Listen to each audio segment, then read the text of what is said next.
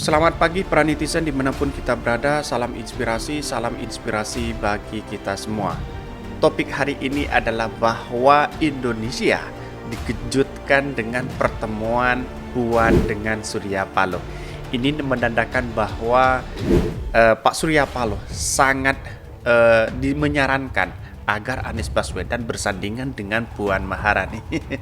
Begitu banyak konten-konten saya yang memberikan satu statement bahwa Anies Puan itu bisa saja disatukan karena ini adalah politik, bisa dinamis bisa enggak. Seperti ini komentar-komentar Eko Kun tadi yang menyatakan bahwa makin terasa jalannya skenario besar dengan tema asal bukan Ganjar. Mulai panik sebenarnya orang-orang di luar sana ya. Nasdem buka peluang usut duet Anies dan Puan di Pilpres 2024. Ini komentar-komentar Eko Kun tadi sekarang itu yang mana Eko Kun tadi sudah mendukung Ganjar, sekarang itu malah sedikit kecewa dengan partai PDIP gitu karena Anies digadang-gadang Puan dengan Anies disatukan atau digandengkan dengan Puan begitu.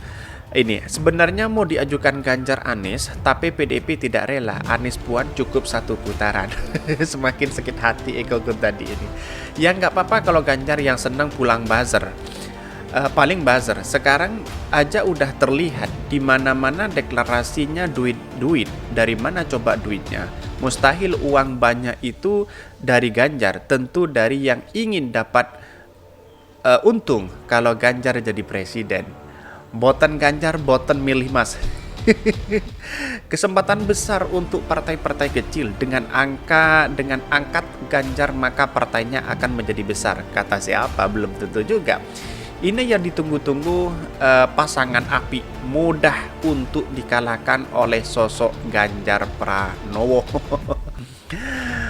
Politikus Golkar pembenci Anies Baswedan umumnya Ahoker yang menjelma menjadi pendukung Ganjar. Anies Puan, uhuy, lanjutkan, saya suka ini, saya dukung 1000%. Kami ini akan menjadikan jalan Pak Ganjar makin enteng.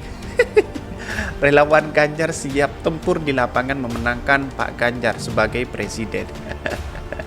Jadi artinya bahwa kalau kita diduitkan Anies Puan, maka ini akan semakin satu catatan penting bahwa antara kelompok agamis dan nasionalis, dan ini disatukan begitu, dan bahkan ada yang menyatakan bahwa pendukung Prabowo sudah beralih kepada Anies Baswedan. Bagaimanapun, yang penting Anies Baswedan menjadi presiden. Maka orang-orang tidak akan peduli siapa partainya di belakangnya, siapa yang mengusungnya. Karena jalan satu-satunya untuk tiket maju RI 1 yaitu harus berkoalisi, kecuali PDIP yang sudah 20% presidential threshold. Artinya adalah bahwa kalau kita melihat dari komentar-komentar ini menunjukkan bahwa sangat antusias sekali kepada Anies Baswedan para netizen ya. Ya, saya nggak bikin, tapi nggak begini rencangan saya. Jangan eksekusi ala kadarnya.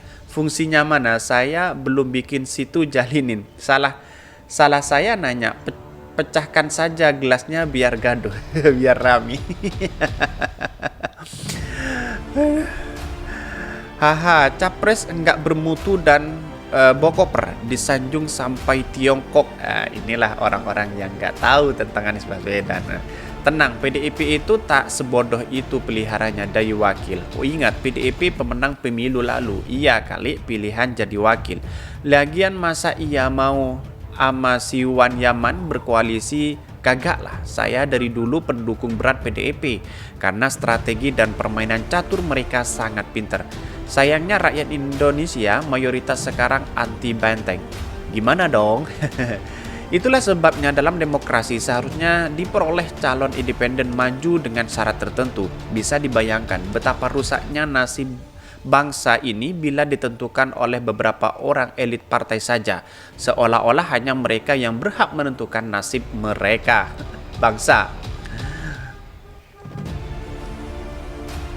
Jangan gadaikan marwahmu PDIP demi Puan, apalagi digandeng Anies. Namamu tak akan terdengar kembali di pemilu.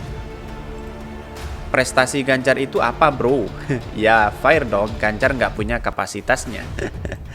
Jadi kalau kita berbicara ini bahwa Anies diduetkan dengan siapapun, maka elektabilitas dan popularitasnya itu semakin tinggi. Karena apa? Karena yang dilihat Anies Baswedan itu adalah sebuah kesuksesan prestasi luar biasa begitu. Kalau Anies Puan itu sangat menarik sekali bahwa diduetkan dengan itu, maka semua akan mengakhiri kadrun dengan cebong. Tapi bagi para buzzer-buzzer di sana itu kan tidak suka begitu kan. Artinya para buzzer-buzzer sekarang gelisah begitu ketika Puan silaturahmi kepada Surya Paloh seakan-akan tertuju pada Anies Baswedan. Yang dibully adalah Anies Baswedan. Mengapa?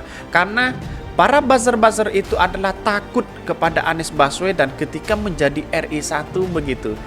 Ya, tidak tahu sih sudah mendeklarasikan Ganjar tapi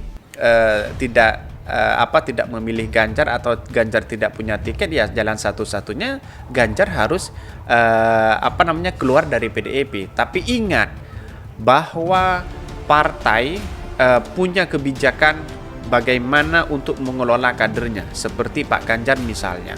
Kalau dia keluar, otomatis dia pengkhianat kepada PDIP karena keinginan untuk capres RI1 dia sudah mengkhianati partai, apalagi menjadi capres. Kan begitu kira-kira pemikiran-pemikiran yang sekarang gitu.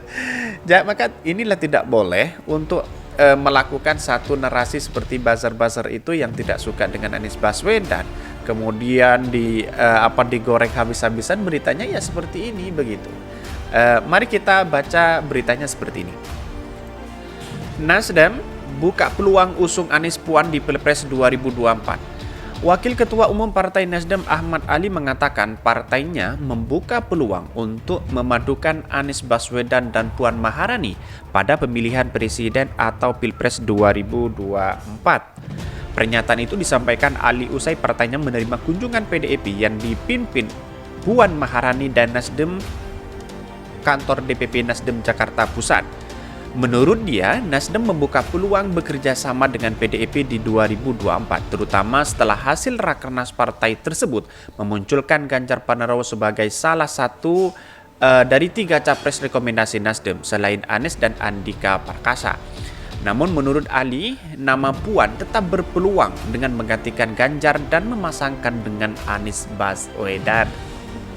Kalau ini benar, maka apa yang dianalisa saya itu benar dari dulu bahwa Anies dengan Puan antara agamis dan nasionalis.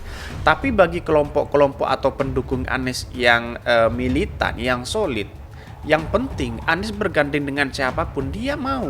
Artinya adalah tidak ada fanatik sedikit pun terhadap partai-partai lain. Karena apa? Karena yang dilakukan itu adalah mendukung Anies Baswedan sesuai dengan prestasi yang dimiliki oleh Anies Baswedan. Mengapa? Karena ini karena keterbatasan presidensial 20% ya, presidensial threshold. Artinya Anies dengan siapapun tidak ada masalah, apalagi nasionalis agamis begitu. Ini luar biasa sekali kalau kita dikolaborasi ya. Artinya mungkin satu putaran kita menang antara Puan dan Anies. Saya sudah katakan dari dulu kalau Anies disandingkan dengan Puan, maka satu putaran itu bisa terjadi. Karena apa? Karena di satu sisi PDIP juga partai sekarang partai yang berkuasa, terus kemudian Anies Baswedan punya prestasi elektabilitasnya sangat luar biasa. Ini menunjukkan bahwa Anies Baswedan dengan Puan itu bisa jadi satu putaran. Mari kita lanjutkan kembali beritanya. Menurut dia, peta koalisi dan kerjasama antar partai untuk pemilu 2024. Namun, dia menegaskan bahwa hasil pertemuan antara Surya Paloh dan Puan hari ini belum membahas soal pencalonan presiden. Pihaknya juga tetap membuka kemungkinan pertemuan lanjut. Di sisi lain, Ali menyebut bahwa pertemuan antar partai dan momentum politik tak harus memaknai untuk berkoalisi. Menurut dia, pertemuan antara sesama partai politik tetap diperlukan untuk sama-sama membangun bangsa. Jadi kalau kita melihat berkoalisi ini sudah jelas PKB dengan Demokrat dengan Gerindra, terus P3 partai partai PAN, terus kemudian partai Partai Golkar itu sudah berkoalisi. Jalan satu-satunya adalah PKS, Demokrat dengan Nasdem. Maka disinilah yang kemudian harus bersatu. Ketika Anies Baswedan tidak disandingkan dengan Demokrat, maka otomatis dengan Puan begitu, karena ini masih memberikan peluang kepada partai-partai lain, terutama karena ini masih belum jelas ya, PKS, Nasdem dan dengan Demokrat itu masih belum jelas berkoalisi. Jadi mau tidak mau peluang PDIP ini harus dengan partai itu begitu, karena yang lain sudah berpeluang sudah berkoalisi. Mungkin itu yang kami sampaikan. Tonton terus channel Hodari Podcast Rakyat ini karena ada berita-berita menarik dan viral setiap harinya. Salam para netizen, salam inspirasi bagi kita semua. Jangan lupa di subscribe channel YouTube Hodari Podcast Rakyat ini.